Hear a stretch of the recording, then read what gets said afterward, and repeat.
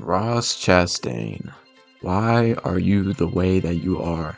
This is like the fourth straight race where he's done something stupid. First, it was Talladega with Noah Gragson. Dover, the whole Brennan Poole thing ended up taking out Larson. Obviously, last week at Kansas with Gragson. And then now you got this week with Kyle Larson again. So we're just gonna go look at the highlights of his day and basically try to walk through everything, see how we got here. The first incident was towards the end of stage 2. This was with Martin Truex Jr. It's the last lap of stage 2. Chastain's in the lead. Truex is trying to catch up and get the stage win. They end up touching, getting to the back of him, and then Truex ends up spinning. Some people were trying to blame this on Chastain, which is just pretty stupid. I don't know why you would. They were trying to say like, oh, he was slowing down in order to not lap down his teammate Daniel Suarez, but I think that reasoning is just stupid. Like, that was all Truex, like, let's be real. That was that. He ended up winning stage 2. With 91 laps to go, it's hard racing with Larson. I don't see anything wrong with that, but I might have ruffled Larson's feathers a little bit. And then we get to this next restart where Chastain nearly turns himself right in front of Kyle Busch. Wasn't clear. Obviously, that could be a spotter issue, but... And then we get to the final incident, the crash between him and Kyle Larson. Chastain's on the inside, Larson's on the outside. Chastain just sends it. He slides up very high into Larson and basically just left him no room to pin him into the wall. And then at that point, obviously, if Larson's in the wall, Chastain's going in the wall too.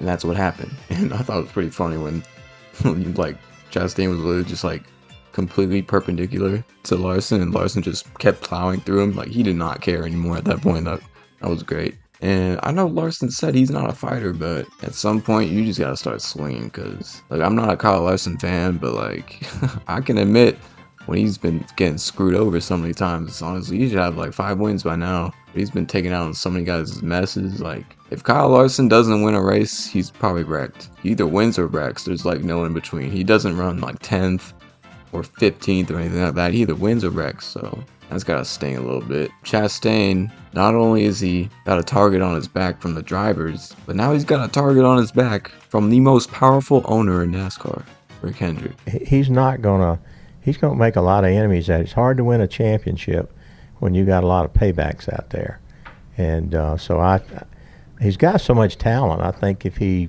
just calmed down, I don't care, and I've told Chevrolet that. If you wreck us, you're going to get it back. And if you don't do it, they'll run all over you.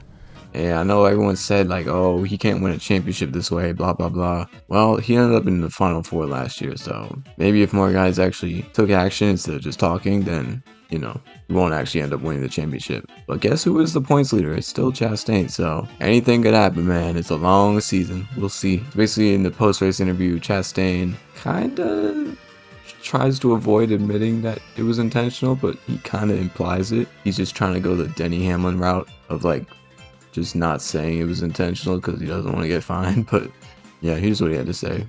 Full commit into one. I got really tight and drove up and turned myself. I wanted to squeeze him. I wanted to push him up. We had been trading back and forth all day, and I wanted to push him up for sure, but definitely didn't want to turn myself in the wall. How frustrated do you think Kyle's going to be with you after this one? Well,